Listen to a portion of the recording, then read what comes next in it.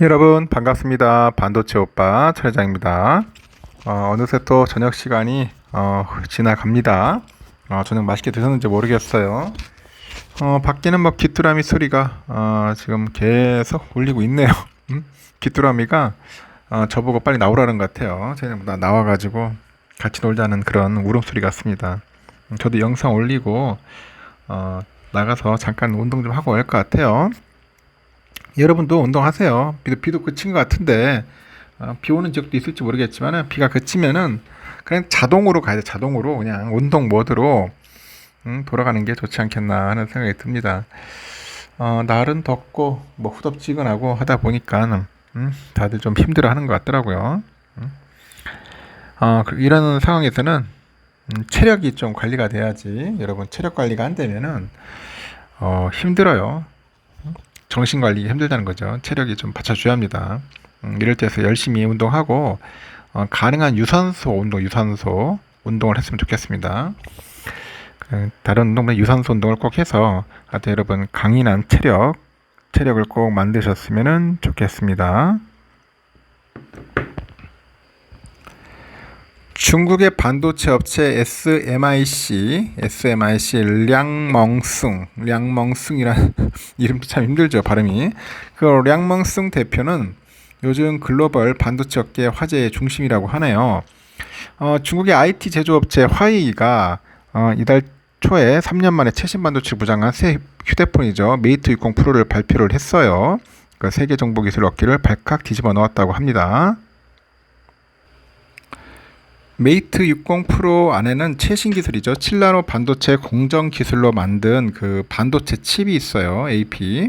이게 기린 9000S가 뭐 자리 잡고 있다. 그런 얘기입니다. 기린이네, 기린. 뭐 사자, 동물 그렇게 이름 들었는데 여기는 기린이라고 하네요.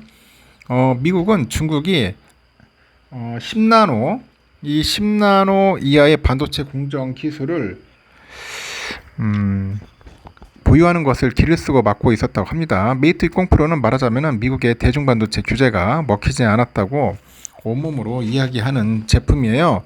회의는 여러 업체가 만든 부품을 조립해서 새 스마트폰을 만드는데 논란의 중심인 최신 반도체 칩을 만들어서 이 화웨이에 공급한 업체가 바로 SMIC라고 합니다. 중국이 그래서 정말로 7나노 반도체를 만들었는지 논란이 일어요. 하지만은 세계 그 반도체 업계는 중국이 7나노 기술로 이 반도체를 만들었다는 것을 인정할 수밖에 없었다고 합니다. 인정할 수가 없었다.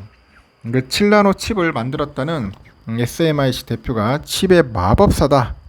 칩의 마법사라는 그런 별명을 가진 그런 량명승이라는 것이 결정적이었다. 그런 이야기를 하죠. 량명승은 미국의 유시 버클리에서 반도체를 이제 공부를 해요. 공부를 했고, 대만 출신인 그런 1992년 TSMC에 입사를 했어요. 그래가지고 량명승 TSMC에서 아주 돋보이는 그런 엔지니어였다고 합니다. 2003년에 TSMC가 이제 IBM을 제치고 130나노 공정에서 어깨에 이제 선두로 치고 나갈 수 있었던 것도 이 량명승의 그 역할이 컸다. 그렇다고 하네요. 하지만 그는 성과에 걸맞는 대우를 받지 못했다고 합니다. 뭐 승진도 하지 못한 데다가 한직으로 좀 밀려났고, 량문승은 과감히 TSMC 문을 박차고 나왔다. 그런 이야기를 합니다. 그의 목적지는 삼성이었어요. 2009년 퇴사 후에 대만 대학에서 강의하다가 2011년 삼성에 입사를 했습니다. TSMC는 바로 대만 법원에 이직을 막아달라는 그런 소송을 냈죠. 냈고요. 그리고 2015년 삼성이 세계 최초로 14나노 공정을 이용해서 반도체를 만들어서 세계 반도체 업계 관계자들을 놀라게 했습니다. 삼성의 14나노 공정 개발의 주역이 바로 량명승 대표였다는 거죠. 량명승 대표였다. 최소한 TSMC는 그렇게 믿어요. TSMC에서 입장에서는 그는 배신자였어요. 배신자였다. 회사를 대표하는 엔지니어였던 그가 숙적 삼성의 용병으로 회사를 향해서 칼을 들이밀었다고 그렇게 느낀 것 같습니다. 2015년에는 그는 삼성에서 나가요. 대만 법원이 그가 삼성에서 일할 수 없다고 이제 판결했기 때문이겠죠. 그 이후에 량명승은 또 다른 도전에 나섰다고 합니다. 그래서 2017년 중국 SMIC 대표를 맡은 건데 월스트리트 저널은 량명승을 이렇게 표현을 합니다. 마법의 손길을 지닌 칩 마법사로 부실한 사람들도 챔피언으로 만들 수 있다. 이 고집이 세가지고 갈등을 일으키고 다시 이제 자유계약 선수 FA가 되곤 하는데 TSMC하고 삼성을 거쳐서 SMIC에서도 좌충우돌 하면서 혁신적인 그런 성과를 내온 그의 삶을 간추려서 표현한 겁니다. 이 반도체 업계에서는 그가 반도체 산업 중흥이라는 국가 과제를 맡았다고 봅니다. 2019년 미국은 중국이 10나노 이하의 반도체 공정 기술을 확보하는 것을 막기 위해서 이제 총력전을 시작을 해요. 결정타는 10나노 이하의 반도체 공정에 꼭 필요한 EUV 장비 수출을 금지한 겁니다. EUV 독점 생산업체인 네덜란드 ASML은 중국에 EUV 장비를 공급할 수 없게 됐어요. TSMC도 미국의 입장에 따라서 화웨이용 칩 생산을 중단했고 중국이 남은 희망은 SMIC 뿐이었습니다. 그리고 량명승은 중국의 기대를 배신하지 않았고 중국의 매체들은 자주 혁신으로 반도체 자립 기반을 마련을 합니다. 미국의 제재가 실패했다는 그런 기사를 쏟아낸 거죠. 사실 SMIC가 7나노 공정 기술을 확보했다는 이야기가 나온 것은 한참 전의 일인데 2022년 SMIC가 7나노 공정 칩을 생산했다는 신호가 포착이 됩니다. 가상화폐 채굴에 쓰이는 칩을 SMIC가 7나노 공정으로 생산했다는 소문이 돌았고 그리고 결국 메이트 60 프로에 들어간 기린 9000S 칩이 나와요. SMIC는 미국 규제에 구멍을 파고들어서 7나노 기술을 확보했다는 분석도 있고 EUV 대신에 구형의 그 DUV 장비로 여러 번 작업하면은 7나노급 반도체 회로를 그릴 수 있기 때문이라고 하네요. TSMC도 활용했던 이른바 멀티 패터닝 기술인데 삼성전자와 이제 TSMC는 과거 7나노 공정 개발 경쟁을 벌였고 삼성은 EUV를 사용했어요. 반면에 TSMC는 사용 중이던 DUV를 이용했고 EUV를 이용해서 7나노 반도체를 만들 때는 한 번에 작업을 끝냅니다. 반면에 DUV는 여러 번 작업을 해야겠죠. 2018년 애플이 내놓은 아이폰 XR 등에 들어간 그 애플 A12 프로세서가 이런 방식으로 만든 제품인데요. SMIC는 과거에 TSMC가 했던 것처럼 노광 작업을 4번 이상 거듭을 해서 7나노급 반도체를 만든 것으로 보이고 이 반도체 분석기관 그 세미 애널리스틱스 딜러 창업자도 그래요. 중국이 보유한 장비로도 7나노 이하 제품도 생산할 수 있다고 진단을 합니다. 실제 중국은 미국의 제재 이후에 DUV를 마구 사들여요. 사우스 차이나 모닝 포스트에 보니까 23년 1월에서 7월 사이에 중국이 ASML의 DUV 장비를 25억 달러치나 수입했다고 보도합니다. 전년 동기 대비 약 65% 급증한 규모고 이쯤이면 사재기라고 해도 무방하고요.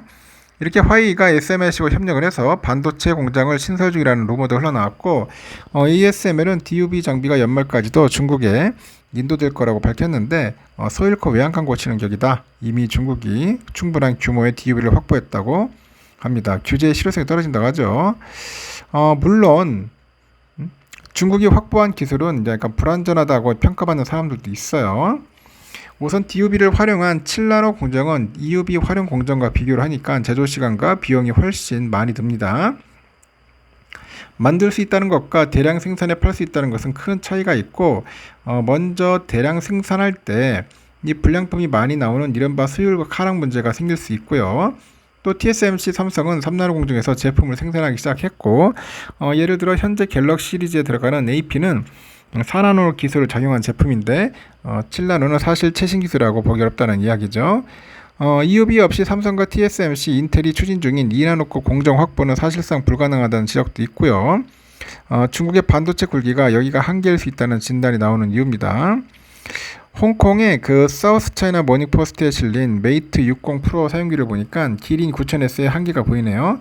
SMCP는 실제로 사용해보니 메이트 60 프로가 아이폰 15나 갤럭시 Z 폴드 5보다 칩 성능이 떨어진다고 하고 3나노 공정칩을 사용한 아이폰 15와는 격차가 더 벌어질 수밖에 없고 이 화웨이가 메이트 60 프로의 칩 성능을 적극적으로 홍보하지 않은 것도 이런 배경을 인식했기 때문입니다. SMCP가 더 관심을 보인 주제는 그 운영 체제였어요. 화웨이 스마트폰에 그 자체 개발한 하모니 OS가 들어가는데 이 하모니는 짝퉁 안드로이드로 불릴 만큼 안드로이드와 유사합니다. 거꾸로 이야기하니까 사용하기에 불편하지 않다는 말이고 그 안드로이드와의 그 차이점은 구글이 만든 앱들이 없다는 거죠. 이 구글 앱 장터인 플레이 대신 앱 갤러리라는 앱 갤러리라 불리는 스토어에서 다양한 앱들 내려받을 수 있는데 예를 들어서 뭐 인스타그램, 페이스북, X를 설치해 쓸 수 있어요. 하모니는 그 스마트폰 이외에 TV, 차량, 스마트워치, PC 등 이런 다양한 분야에서 사용할 수 있는 운영 체제라고 합니다. 사실 미국이 주도하는 분야는 반도체가 아니라 OS입니다. 중국 관영의 글로벌 타임스는 하모니 4.0이 중국 기업에 대한 미국의 규제가 실패했음을 좀 보여준다고 주장을 했는데 하지만 해외 반응은 차갑네요. 시장 조사 업체에 따르니까 해외 소비자들이 구글 앱을 사용할 수 없는 화웨이 전화기를 구입해야 할 이유가 없다고 이제 진단을 하는 거죠.